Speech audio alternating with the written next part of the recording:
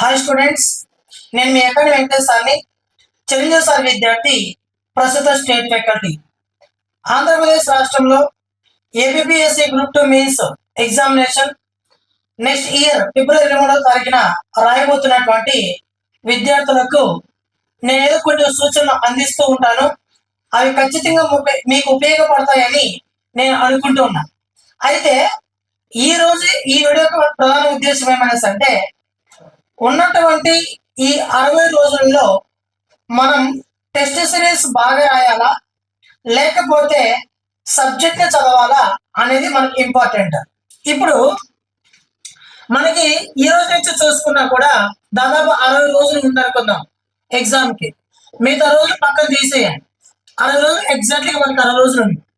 ఇప్పుడు ఈ 60 రోజుల్లో కూడా మనకి ఇండియన్ ఎకానమీ చదవాలి, అదేవిధంగా ఏపీ ఎకానమీ చదవాలి, అంటే ఎకానమీ పార్ట్ చదవాలి, దాంతో పాటు ఏపీ హిస్టరీ చదవాలి, అదేవిధంగా మనకి పాలిటీ చదవాలి, అదేవిధంగా అన్నిటికంటే కష్టతరమైనటువంటి సబ్జెక్టు సైన్స్ అండ్ టెక్నాలజీ చదవాలి. ఇప్పుడు ఈ సమయంలో మీరు చేయాల్సిన వల్ల ఏమనేసి అంటే మిత్రమా, ఈ సమయంలో మీరు చేయాల్సిందల్లా టెస్ట్ సిరీస్ ని బాగా ప్రాక్టీస్ చేసే ప్రయత్నం చేయండి. ఓకేనా? టెస్ట్ సిరీస్ బాగా ప్రాక్టీస్ చేసే ప్రయత్నం చేయండి. సార్, మీ యాప్ లో ఓన్లీ ఎకానమీ టెస్ట్ సిరీస్ మాత్రమే ఉంది కాబట్టి మీరు టెస్ట్ సిరీస్ మాత్రమే రాయమని చెప్తున్నారు, మీ సేల్స్ కోసం ఏమైనా చెప్తున్నారా సార్ అనేసి కొంతమంది ఎవరైనా అనుకుంటూ ఉన్నట్లయితే మిత్రమా, నా సేల్స్ అనే విషయం పక్కన పెట్టండి. నాకు సేల్స్ బాగా జరుగుతున్నాయి, ఆ విషయం పక్కన పెట్టండి. ఒక సబ్జెక్ట్ పైన మీకు క్లారిటీ రావాలన్నా, ఒక టాపిక్ పైన మీకు గ్రిప్ తెచ్చుకోవాలన్నా ఖచ్చితంగా మీరు ఎన్ని పుస్తకాలు చదవడం అన్నది గొప్ప కాదు. మనం ఆ టాపిక్ పైన ఎన్నిసార్లు ప్రాక్టీస్ చేసామన్నది చాలా చాలా ఇంపార్టెంట్. ఎందుకంటే నేను అనేక ఇన్స్టిట్యూట్లకు నేను క్వశ్చన్ పేపర్ రాయించాను మిత్రమా. ఒక ఎకానమీ పార్ట్లో ఇండియన్ ఎకానమీ కావచ్చు, ఏపీ ఎకానమీ కావచ్చు, హైదరాబాద్ లో కావచ్చు, ఆంధ్రప్రదేశ్ రాష్ట్రంలో కావచ్చు, వివిధ ఇన్స్టిట్యూట్లలో నేను బోధించేటప్పుడు డైలీ టెస్ట్ కోసం దాదాపు ఒక 4000 బిట్ల వరకు వివిధ ఇన్స్టిట్యూట్లకు రాయించి ఉంటా. నాకు సబ్జెక్ట్ పైన ఎకానమీ సబ్జెక్ట్ పైన గ్రిప్ పెరగడానికి గల కారణం కావచ్చు, లేదా ఎకానమిక్ క్వశ్చన్స్ ని రానున్నటువంటి కాలంలో ఈ విధంగా అడుగుతాడని నేను ముందుగా చెప్పడానికి గల కారణం ఏమంటే నేను ఎకానమీ పార్ట్ పైన ఇప్పటి వరకు number of times questions practice చేశాను. ఒకటి. రెండవది, ఎకానమీ సబ్జెక్ట్ పైన అనేక సార్లు నేను టెస్ట్ సిరీస్ లో అనేక ఇన్స్టిట్యూట్లకు రాయించాను కాబట్టి ఆ సబ్జెక్ట్ పైన నాకంటూ ప్రత్యేకమైన గుర్తింపు, నాకంటూ ప్రత్యేకమైనటువంటి గ్రిప్ సాధించడం అనేది జరిగినది. ఈరోజు ఆంధ్రప్రదేశ్ రాష్ట్ర ఎకానమీ ఏదైతే ఉందో, ఏపీ సోషియో ఎకనామిక్ సర్వే ఏదైతే ఉందో, ఆ సర్వేని 421 పేజీల సర్వేని నేను డే అండ్ నైట్ కూర్చొని 5 రోజుల్లో చదివాను మిత్రమా. 5 రోజుల్లో. సార్, 5 రోజుల్లో 421 పేజీలు చదివేశారు సార్ అనేసి అంటే నేను ఆ సర్వేని ఇంతకు ముందు సర్వే ఎన్నోసార్లు నేను ఆ సర్వేని రిపీట్ చేశాను, ఎన్నోసార్లు ఆ సర్వేని వివిధ ఇన్స్టిట్యూట్లో పిల్లలకు చెప్పాను. కాబట్టి ఇప్పుడు నేను సర్వేను చూడంగానే ఏ పాయింట్ ఇంపార్టెంట్, ఏ పాయింట్ ఇంపార్టెంట్ కాదు అనేదాన్ని చూడంగానే నేను చెప్పగలను. మరి ఇంత సబ్జెక్ట్ పైన నాకు క్లారిటీ రావడానికి గల కారణం ఏమనేసి ఒకటే మిత్రమా, బిట్స్ బాగా రాశాను, బిట్స్ పైన బాగా ప్రాక్టీస్ చేశాను కాబట్టి ఈరోజు సబ్జెక్ట్ పైన క్లారిటీ పడడం అనేది జరిగినది. ఓకేనా? అదేవిధంగా ఒకవేళ ఇండియన్ అకాడమీకి బుక్ చేస్తారు అనేసి ఇండియన్ అకాడమీ మా గురువు గారు అయినటువంటి చిరంజీవి సార్ బుక్ కొనుక్కోండి. అదేవిధంగా ఏపీ అకాడమీకి సంబంధించి తెలుగు అకాడమీ బుక్ చదవండి. ఓకేనా? అదే విధంగా మనకు ఉన్నటువంటి ప్రస్తుతం socio economic survey, AP socio economic survey చదవండి ఏపీ అకాడమీ కోసం. దాంతో పాటు ఆంధ్రప్రదేశ్ రాష్ట్ర ప్రభుత్వం ఏర్పాటైన తర్వాత ఇప్పటి వరకు తీసుకున్నటువంటి నిర్ణయాలపైన ప్రత్యేకమైనటువంటి నోట్బుక్ మీరు చదివే ప్రయత్నం చేయండి. దాంతో పాటు కరెంట్ ఎకానమీ బాగా చదవండి. ఇదే ఎకానమీకి సంబంధించినటువంటి బుక్స్. ఓకేనా?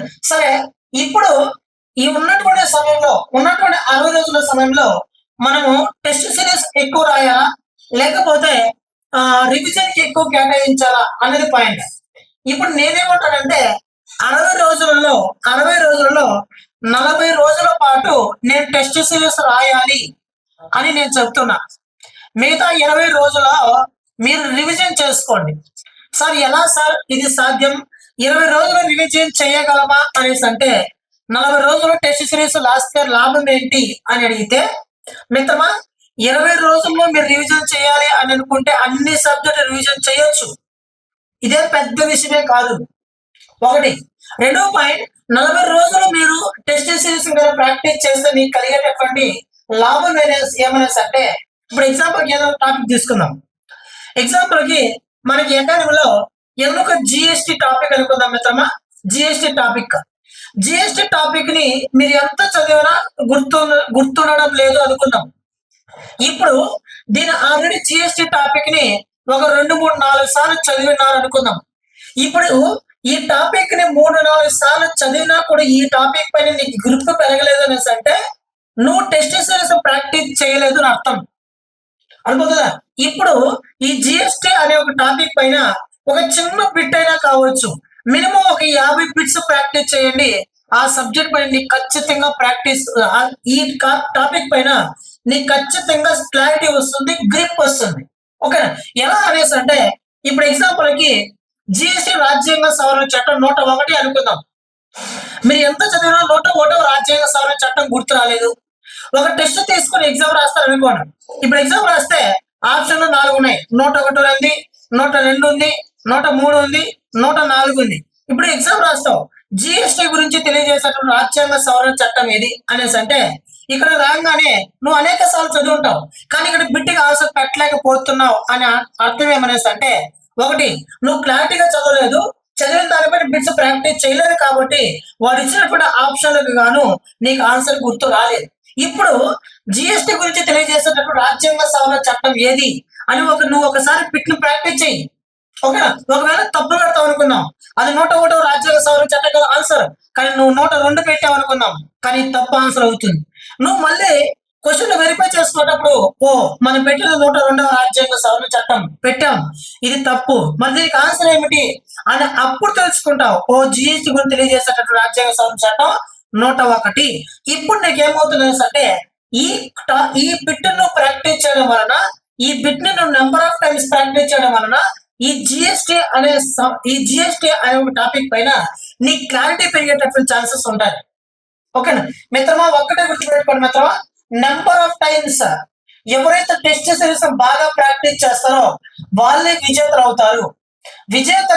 విజేత కాని వాడికి మధ్య తేడా ఏమని అంటే, ప్రిపరేషన్ లో తేడా కాదు మిత్రమా, వాడు చేసేటువంటి ప్రాక్టీస్ లో తేడా ఉంటుంది.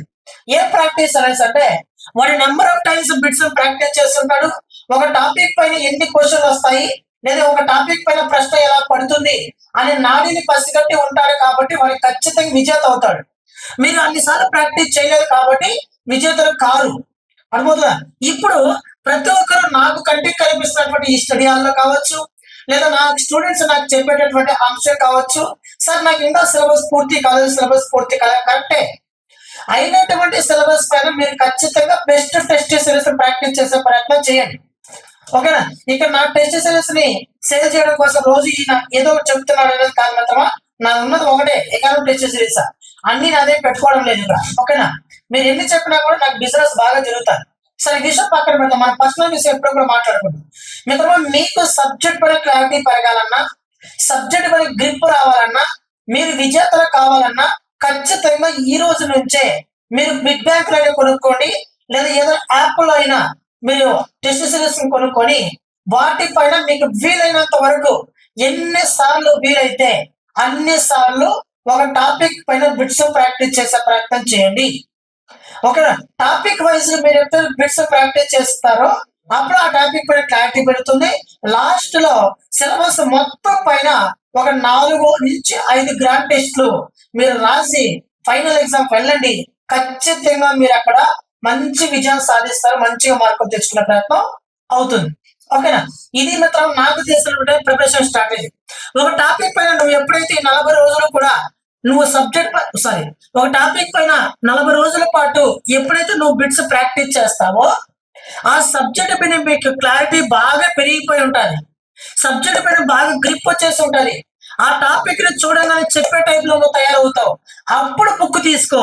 జిఎస్టి అనగానే ఆ పేపర్ చూడగానే కన్ను చూపు మేర ప్రిపరేషన్ వెళ్ళిపోతాను. కన్ను చూపు మేర ప్రిపరేషన్ వెళ్ళిపోతుంది. మరి కన్ను చూపు మేర ప్రిపరేషన్ వెళ్ళిపోవాలి అని అంటే నువ్వు అంతకంటే ముందుగా చేయాల్సినటువంటి పని టెస్ట్ సిరీస్ బాగా ప్రాక్టీస్ చేయండి. ఓకేనా? ఇక్కడ అందరూ చెప్తున్న 4 గంటలకు లేయాలి, రాత్రి 2 గంటలకు పడుకోవాలి. ఇది కాదు మాత్రం మనకి చేయాల్సినటువంటి ప్రిపరేషన్. మీరు చేయాల్సినటువంటి వాస్తవమైనటువంటి ప్రిపరేషన్ ఇదే మిత్రమా. ఎప్పుడైతే నువ్వు 40 రోజులు టెస్ట్ చేసి బాగా ప్రాక్టీస్ చేస్తావో 20 రోజులు కాదు 15 రోజుల్లోనే బుక్కులు మొత్తం పట్టుకొని రివిజన్ చేయొచ్చు. అంత ఈజీ అవుతుంది. ఓకేనా? కాబట్టి అదే విధంగా మీరు టెస్ట్ సిరీస్ బాగా ప్రాక్టీస్ చేయండి మిత్రమా. ఫైనల్ ఎగ్జామినేషన్ లో నా వీడియోలు అన్నీ చూడండి. నేను ఇచ్చేటప్పుడు ఇన్ఫర్మేషన్ కనుక మీకు ఫైనల్ ఎగ్జామ్ మ్యాచ్ అయితే జస్ట్ నాకు ఒక మెసేజ్ చేయండి. మీరు చేసినటువంటి వీడియోలు మాకు యూజ్ అయ్యాయి. ఓకేనా? లేకపోతే మీరు చేసిన వీడియోలు నాకు యూజ్ అవ్వలేదని చేయండి. ఓకే.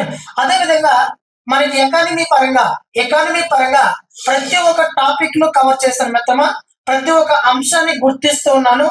రేయింబగలు అనేక పుస్తకాలు చదివి మిత్రమా అందరూ మార్కెట్ లో ఏదో ఒక పుస్తకం తీసుకొచ్చి మన యాప్ లో బిట్స్ అప్లోడ్ చేస్తే నేను రోజు ఖచ్చితంగా 10 నుంచి 12 న్యూస్ పేపర్ చదువుతున్నాను. మీరు కావాలంటే మన ఛానల్లో ఆ 12 న్యూస్ పేపర్ సంబంధించి కటింగ్స్ కూడా పోస్ట్ చేస్తూ ఉంటాను. మన ఛానల్ చూడండి.